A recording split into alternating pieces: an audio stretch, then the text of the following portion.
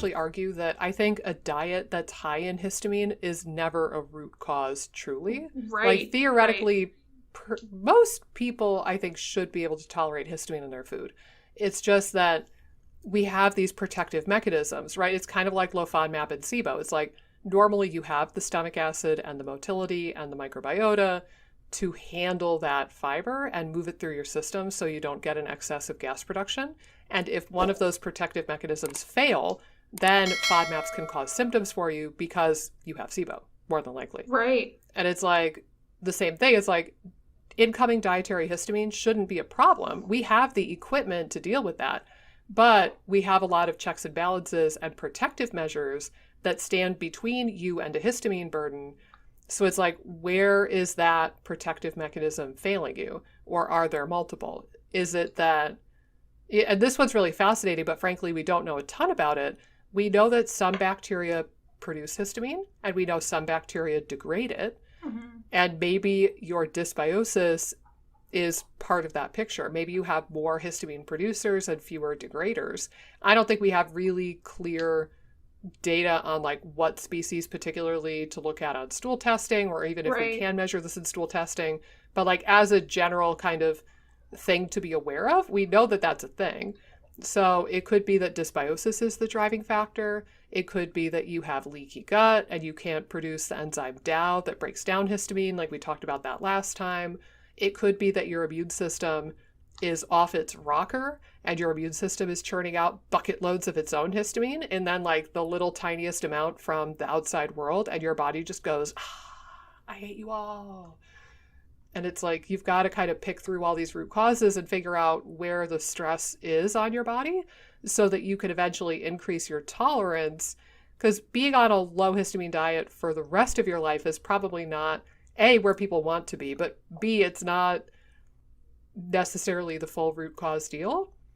Right. Because restricting your diet at all is always going to have consequences. Mm-hmm. Now, even if you're trying to make sure that you're getting all of your vitamins and minerals and fiber and you're nutritionally replete, like variety keeps the microbiome happy and diverse.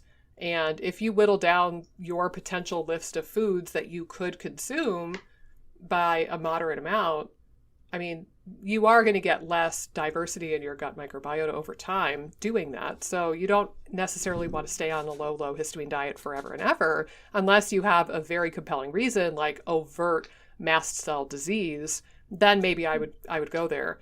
Right. But ideally, you want to increase your tolerance so that you can add back in some of the histamine foods. Right. And I think it's such a good point to, and I see this with low FODMAP too. It's like when the focus becomes about diet restriction mm-hmm. and not about sort of the root causal approaches, I think there can be a balance where like, okay, you may want to take some of these high histamine foods off the table just to kind of calm things down so you can help with the root causal issues and just kind of calm mm-hmm. symptoms down. But I think what happens a lot of the times is that there's so much emphasis on the diet side of things and so much less emphasis on balancing out the underlying factors that people are kind of stuck on lower histamine for long periods of time and they get stuck in that rut. So I think we're making a lot of good points that be careful of where you're investing your energy in from a histamine standpoint. Mm-hmm. And that could be said with low FODMAP too. And just always kind of keep your eye on like, okay, this isn't necessarily something to lean on forever in most cases, mm-hmm. unless again it's a severe like overt disease state. So I just think it's always important to recognize if too much energy is being pulled on the diet side of things and not enough energy on actually digging deeper. Mm-hmm. And just working with people in the SIBO space.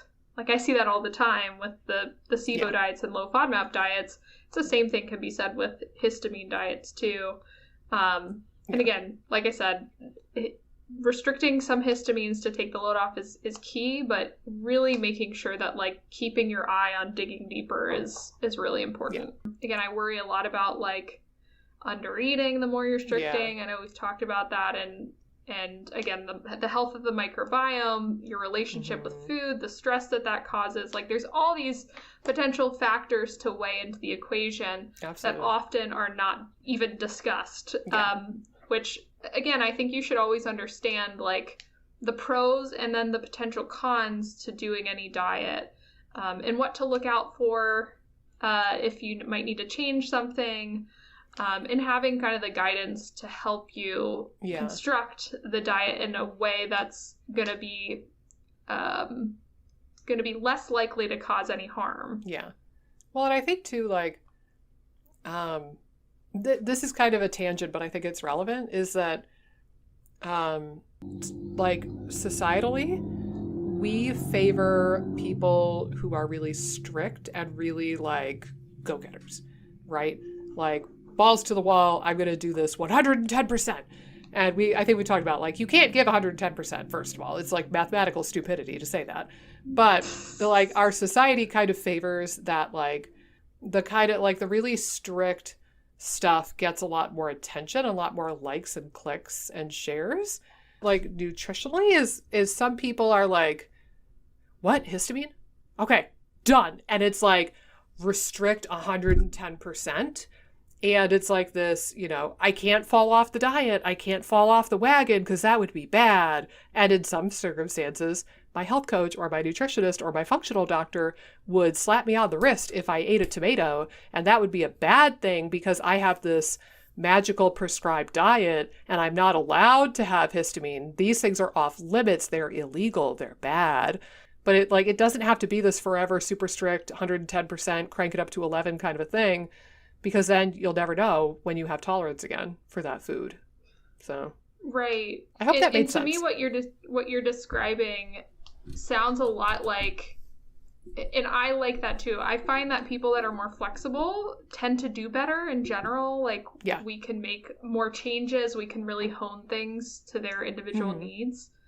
But I think a lot of times what happens is that people are so out of their own bodies too, or don't have any trust in their own bodies and inability to discern what's working and what's not, that again, it leads them to go very, all in on histamine, all in on low FODMAP.